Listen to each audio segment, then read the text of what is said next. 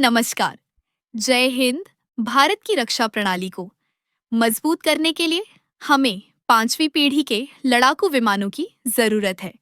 चीन ने छठी पीढ़ी का विमान बनाकर अमेरिका और रूस जैसे देशों को पीछे छोड़ने का दावा किया है।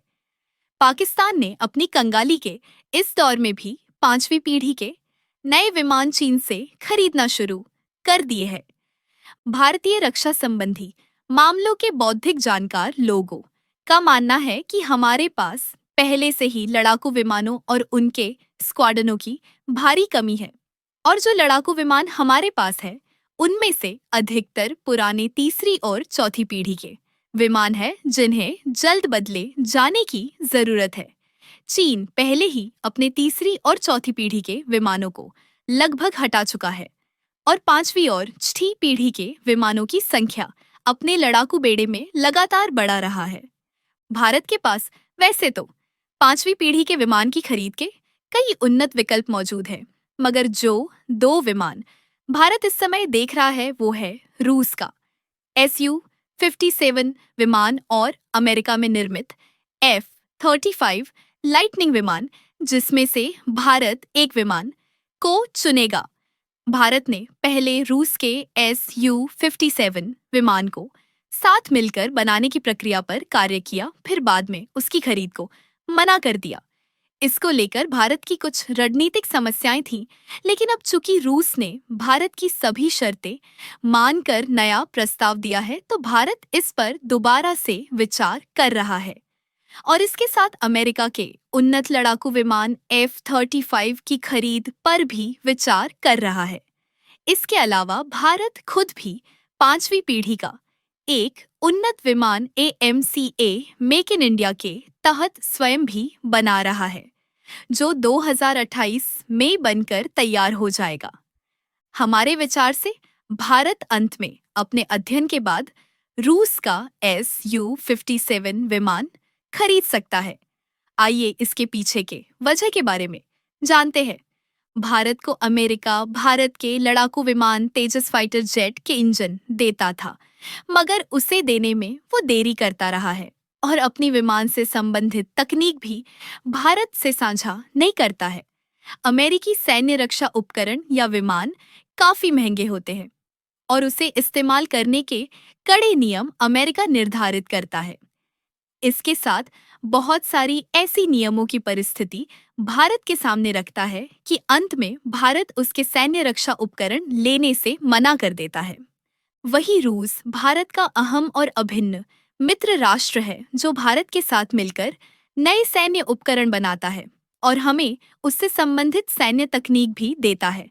अमेरिका की तुलना में रूस के सामानों की कीमत लगभग आधी से भी कम होती है। वही गुणवत्ता अमेरिका के सामानों और तकनीक जैसी ही होती है।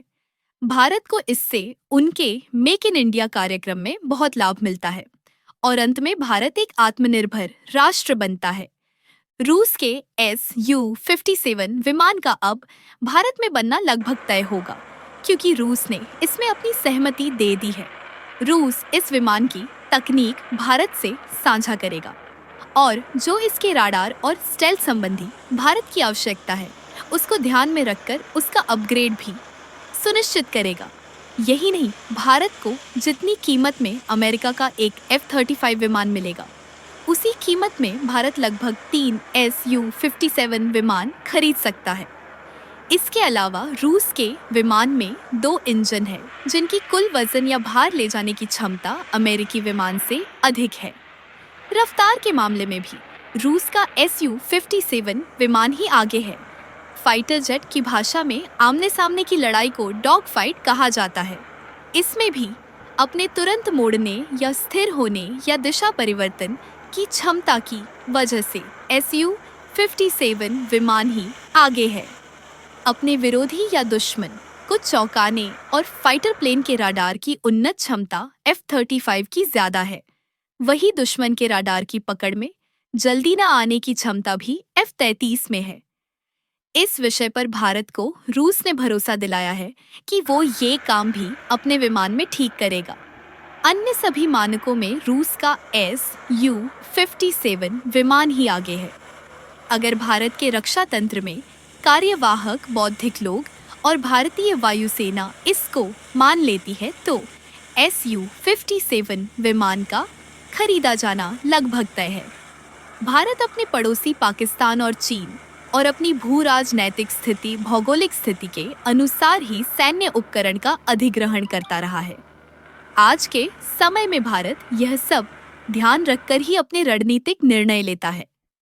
उन्नत मिसाइल और न्यूक्लियर ट्रायड वाले ग्रुप में आज भारत शामिल है और अब अगर उसका फाइटर जेट बेड़ा सुदृढ़ हो गया तो भारत की सामरिक ताकत बहुत बढ़ने वाली है। समुद्र में पहले से ही भारत उन्नत न्यूक्लियर लेस युद्धपोत और परमाणु पनडुब्बी के विकास में लगा हुआ है। भारत के राडार सिस्टम भी दुनिया में काफी उन्नत श्रेणी में आते हैं। भारत को शुभकामनाएं देते हुए हम ये आशा करते हैं भारत अपने इस निर्णय को जल्द लेकर विश्व पथ पर आगे बढ़ेगा, क्योंकि भारत ये जानता है कि शक्ति संपन्न हुए बिना कहीं भी कोई भी समझौता कहीं नहीं हुआ है और न कभी होगा। आप भी अपनी राय इस विषय पर हमें दे सकते हैं। अन्य अपडेट्स के लिए कृपया आप सभी हमारे चैनल को शेयर, लाइक और सब्सक्राइब जरूर करें और हमसे जुड़े रहें। आपका बहुत बहुत धन्यवाद। वंदे मातरम।